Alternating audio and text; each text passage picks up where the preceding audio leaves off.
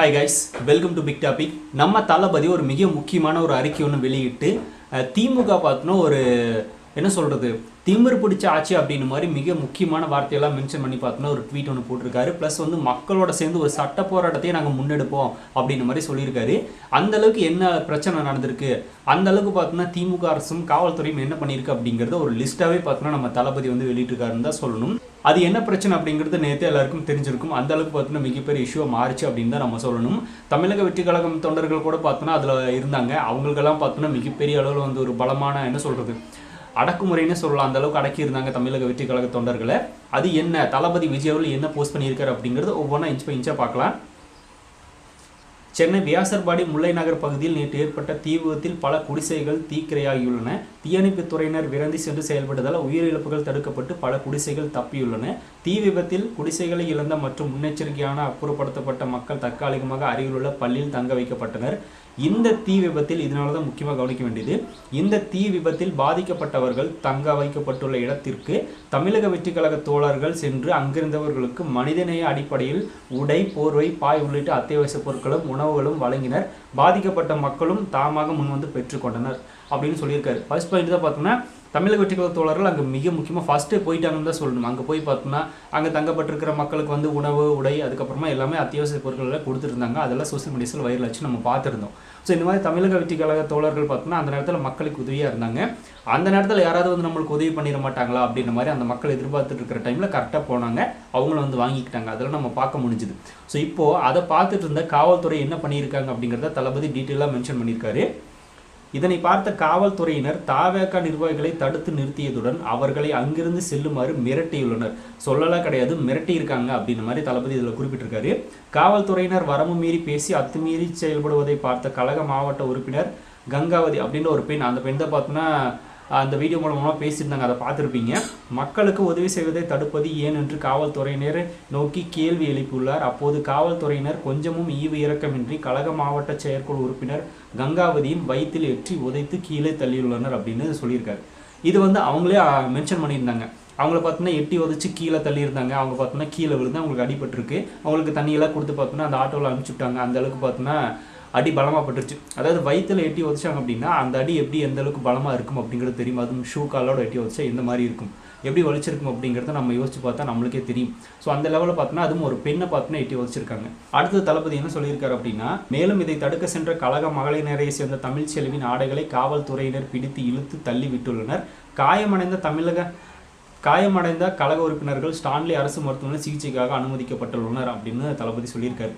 So அதை தடுக்க வந்த இன்னொரு பெண் நிர்வாகி பார்த்தோன்னா அவங்கள பிடிச்சி தள்ளி ட்ரெஸ் எல்லாம் இழுத்து கிழிச்சு பார்த்தோன்னா இன்னொரு விதமான ஒரு அடக்குமுறையை வந்து காவல்துறை அங்கே பண்ணியிருக்கு. ஸோ ரெண்டுமே பார்த்தோன்னா பெண்கள் தான் பாதிக்கப்பட்டிருக்காங்க. இதில் ஒரு பெண்ணை பார்த்தோன்னா எட்டி வச்சு கீழே தள்ளியிருக்காங்க, இன்னொரு பெண்ணை பார்த்தோன்னா ட்ரெஸ் எல்லாம் கிழிச்சு பார்த்தோன்னா அவங்கள வந்து இன்னும் சொல்லப்போனால் ரொம்பவே மாடபங்கப்படுத்தியிருக்காங்கன்னு தான் சொல்லணும். பெண்களுக்கே இந்த மாதிரி பார்த்தோன்னா பாதுகாப்பு இல்லாமல் நடந்துட்டு இருக்கு. தீ விபத்தில் பாதிக்கப்பட்டு குடிசைகளை இழந்து தங்களின் அத்தியாவசிய உடைமைகளை இழந்து நிர்கதியாக நிற்கும் மக்களுக்கு உதவுவது என்பது காவல்துறையால் தடுத்து நிறுத்தப்பட வேண்டிய மாபெரும் குற்றச்செயலா அப்படின்னு கேட்டிருக்காரு. இந்த மாதிரி மக்களுக்கு பார்த்தோன்னா இந்த மாதிரி ஒன்று இக்கட்டான சூழ்நிலை கூட போய் பார்த்தோம்னா நம்ம வந்து இந்த மாதிரி உதவி பண்ணுறது ஒரு தவறான செயலா? தவறான செயல் இல்லை அப்படின்னா இதை வந்து எப்படி காவல்துறை தடுக்கலாம் அப்படின்னு தான் கேட்குறாரு.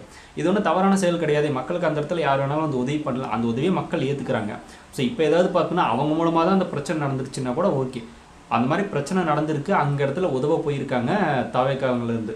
ஸோ அவங்களுக்கு பார்த்தோன்னா இந்த மாதிரி உதவி பண்ணக்கூடாது அப்படின்னு சொல்கிறதும், ப்ளஸ் பார்த்தோன்னா எட்டி உதச்சி கீழே தள்ளி பார்த்தோன்னா அவங்கள வந்து மானபங்கப்படுத்துறதும் சரியா, இதுதான் காவல்துறையோட வேலையா அப்படின்னு தளபதி ஸ்ட்ராங்காக கேட்டிருக்காருன்னு தான் சொல்லணும். பாதிக்கப்பட்ட மக்களை நேரில் சந்தித்து ஆறுதல் சொல்வதோ அவர்களுக்கு தேவையான அத்தியாவசிய பொருட்களை கொடுத்து உதவுவதோ கூடாது என்று காவல்துறை சொல்கிறது என்றால் அவர்களின் உண்மையான நோக்கம் என்ன அப்படின்னு, அவங்களோட உண்மையான நோக்கம் என்ன? இந்த மக்களுக்கு உதவி போய் சேரக்கூடாதுன்னு நினைக்கிறாங்களா, இல்லை வந்து என்ன சொல்கிறது வேறு யாராவது சொல்லி கொடுத்து இது பண்ணுறாங்களா அப்படின்னு தான் தளபதி இந்த இடத்துல கேட்க வர்றாரு. பாதிக்கப்பட்ட மக்களுக்கு உதவும் பெண்களை பூட்ஸ் காலால் எட்டி உதைத்தும் அவர்களின் ஆடைகளை கிழித்தும் அராஜகமாக இழிவாகத்தான் நடத்த வேண்டும் என்று முதலமைச்சர் மு க ஸ்டாலின் அவர்கள் தன் கட்டுப்பாட்டில் வைத்துள்ள காவல்துறைக்கு உத்தரவிட்டுள்ளாரா அப்படின்னு மாதிரி கேட்டிருக்காரு. இந்த இடத்துல மெயினாக திமுக ஆட்சியை சொல்லி தான் தீரணும். எப்படின்னா சட்டம் முழுக்க என்னோட நேரடி கட்டுப்பாட்டில் இருக்கோ அப்படின்னு ஸ்டாலின் அவர்கள் தான் சொல்லியிருக்காரு. எப்படி கட்டுப்பாட்டில் இருக்கணும், மக்களுக்கு பார்த்தோன்னா இந்த மாதிரி விஷயங்களை பண்ணுங்கள், இந்த மாதிரி விஷயத்தில் துணை நில்லுங்க, இந்த மாதிரி விஷயங்கள் வரும்போது ஆதரிச்சுக்கோங்க, இந்த மாதிரி விஷயங்கள் வரும்போது அடக்குங்க அப்படின்னு பார்த்தோன்னா ஒரு இவங்க சொல்லலாம், ஒரு அறிவுரை சொல்லலாம். அப்படின்னா ஸ்டாலின் அவர்கள் சொல்லி கொடுத்துருக்கிற அறிவுரை என்ன? இந்த மாதிரி பாதிக்கப்பட்ட மக்களுக்கு பார்த்தோன்னா உதவி பண்ண தாவேகா தொண்டர்கள் இல்லை வேறு யாராவது இருக்கட்டும், அவங்களெல்லாம் உதவி பண்ணாங்க அப்படின்னா இந்த மாதிரி பூட்ஸ் காலில் எட்டி உதைங்க, அவங்களோட ட்ரெஸ்ஸை கிழிச்சு விடுங்க, அது பெண்கள் வந்தால் முக்கியமாக பண்ணுங்க அப்படின்னு தான் ஸ்டாலின் அவர்கள் சொல்லி கொடுத்துருக்காரு அப்படின்னு தளபதி இந்த இடத்துல கேட்க வர்றாரு. ஒரு நியாயமான கேள்வி தான்.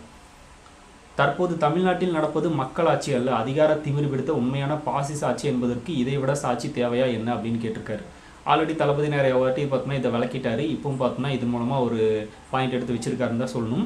மக்களுக்காக ஆட்சி நடத்துகிறோம் என்று வெற்றி விளம்பரம் செய்யும் திரு மு.க. ஸ்டாலின் அவர்களது அரசின் இந்த காட்டுமிராண்டித்தனமான அராஜக போக்கை வன்மையாக கண்டிக்கிறேன். இந்த அராஜக செயலில் ஈடுபட்டு தவறிழைத்த காவலர்கள் மீது உரிய நடவடிக்கை எடுக்க வேண்டும் அப்படின்னு சொல்லியிருக்காரு. அவங்க மேலே நடவடிக்கை எடுத்து தான் தீரணும். ஏன்னா அவங்க பார்த்தோன்னா மக்களை பாதுகாக்கிறது தான் இருக்காங்களே தவிர இந்த மாதிரி அடிக்கிறக்கோ உதைக்கிறக்கோ இந்த மாதிரி மானபங்கப்படுத்துறக்கோ கிடையாது. இந்த மாதிரி அடிதடி எதாவது நடந்தாலோ இல்லை மானபங்கப்படுத்தினாலோ போலீஸ் ஸ்டேஷனில் போய் நம்ம கம்ப்ளைண்ட் பண்ணுவோம். ஆனால் அதே போலீஸே பண்ணாங்க அப்படின்னா அவங்க மேலே நடவடிக்கை எடுத்து தான் தீரணும். அதை தான் தளபதி இந்த இடத்துல கேட்டிருக்காரு. அதை பண்ணுவாங்களா இந்த அரசு அப்படிங்கிறத பொறுத்து பார்க்கலாம். மகளிருக்கு நாங்கள் தான் பாதுகாப்பு என்று சொல்லி அவர்களை ஏமாற்றி அவர்களின் வாக்குகளை வாங்கி ஆட்சிக்கு வந்த பின் அவர்களுக்கு தங்கள் கட்சிக்காரர்களிடமிருந்தே பாதுகாப்பு இல்லாத சூழல் இருப்பதை பல முறைகள் சுட்டிக்காட்டியுள்ளேன். ஆனாலும் காவல்துறை வாயிலாகவும் அராஜகத்தை கட்டவிழ்த்துவிடும் இந்த போக்கை ஒருபோதும் ஏற்றுக்கொள்ள முடியாது. இது வன்மையாக கண்டிக்கத்தக்கது அப்படின்னு சொல்லியிருக்காரு. ஆல்ரெடி பெண்களுக்கு பாதுகாப்பு இல்லைன்னு தளபதி பார்த்தோன்னா ஒரு வீடியோ வெளியிட்டார். அதுக்கே பார்த்தோன்னா பயங்கரமான கான்ட்ரவர்சியெல்லாம் கிரியேட் ஆச்சு. இப்போ பெண்களுக்கு பாதுகாப்பு இருக்குது அப்படின்னு இவங்க சொல்கிறாங்களே திமுகவில், முதல்ல பார்த்தோன்னா அது வந்து பெண்கள்லேருந்து அடக்குமுறையிலேருந்து பாதுகாத்துருக்காங்களான்னா இல்லை. இவங்க பெண்கள் பார்த்தோன்னா அடக்குமுறைக்காக தான் வச்சுருக்காங்க அப்படின்னு சொல்கிறது. அதாவது பெண்கள் அடக்குவாங்க அப்படின்ற மாதிரி தான் நம்ம இந்த வீடியோவில் மூலமாக தெரிஞ்சுக்க முடியுது. ஸோ இந்த மாதிரி அராஜகம் பண்ணுற அந்த திமுக அரசாகட்டும் காவல்துறையாகட்டும் எல்லாமே பார்த்தோன்னா இது வந்து எப்படி பண்ணுறாங்க, அப்போ திமுக இதை தான் சொல்லிக் கொடுக்குது அப்படின்னு தளபதி கேட்டதில் என்ன தப்பு இருக்குது அப்படின்னு தான் நம்மளும் இந்த இடத்துல யோசிக்க தோணுது. காவல்துறை ஆளுங்கட்சியின் ஏவல் துறையாக மாறி அப்பாவிகள் மீது மிருக பலத்தை காட்டி மக்களிடம் வெறுப்புகளை குவித்து வருகிறது. பெண்களுக்கு பாதுகாப்பு இல்லாத மாநிலமாக தமிழகத்தை மாற்றி வரும் திரு மு.க. ஸ்டாலின் அவர்கள் தலைமையிலான விளம்பர மாடல் அரசு பெண்களின் உரிமைகளை பறித்து அவர்களை வீதியில் போராட வைத்திருக்கிறது. இதே போன்று மகளிருக்கு எதிரான அராஜக நிலை தொடர்ந்தால் தமிழக வெற்றி கழகம் சார்பாக மிகப்பெரிய மக்கள் போராட்டத்தையும் சட்ட போராட்டத்தையும் முன்னெடுக்க தயங்க மாட்டேன் என்பதை தெரிவித்துக் கொள்கிறேன் அப்படின்னு தளபதி ஸ்ட்ராங்கான பாயிண்டோட முடிச்சிருக்காருன்னு தான் சொல்லணும்.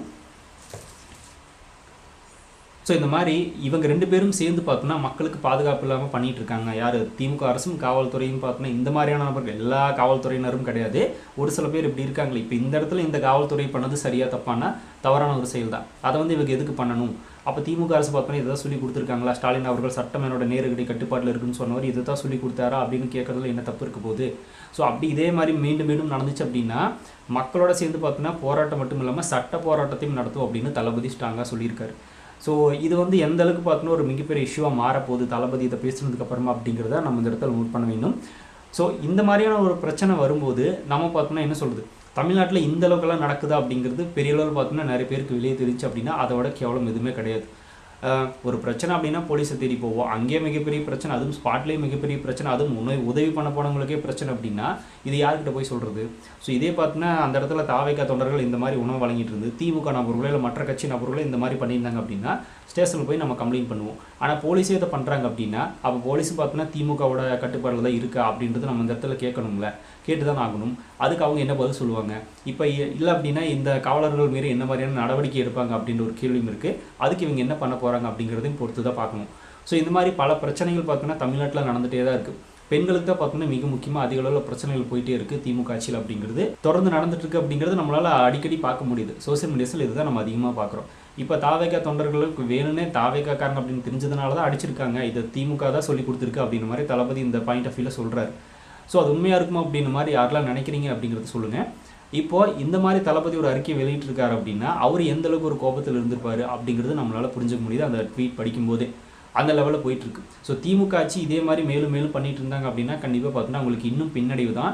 அதை வந்து இவங்க எப்போ புரிஞ்சுக்க போகிறாங்க அப்படிங்கிறது தெரியல. ஸோ பொறுத்திருந்து பார்க்கலாம். ஸோ இப்போ அந்த காவலர் துறையினர் மேலே உரிய நடவடிக்கை எடுக்கப்படுமா இல்லையா அப்படிங்கிறத பொறுத்து பார்க்கலாம். ஸோ நீங்கள் எப்படி பார்க்குறீங்க இது அப்படிங்கிறத கமெண்ட்டில் ஷேர் பண்ணுங்கள். அப்படியே பிக் டாபிக் சேனல் யாராவது சப்ஸ்கிரைப் பண்ண வந்து மறக்காமல் சப்ஸ்கிரைப் பண்ணிக்கோங்க. நிறைய big topics, political news, trending news, cinema updates அப்படி நிறைய நம்ம சேனல் தொடர்ந்து வரப்போகுது.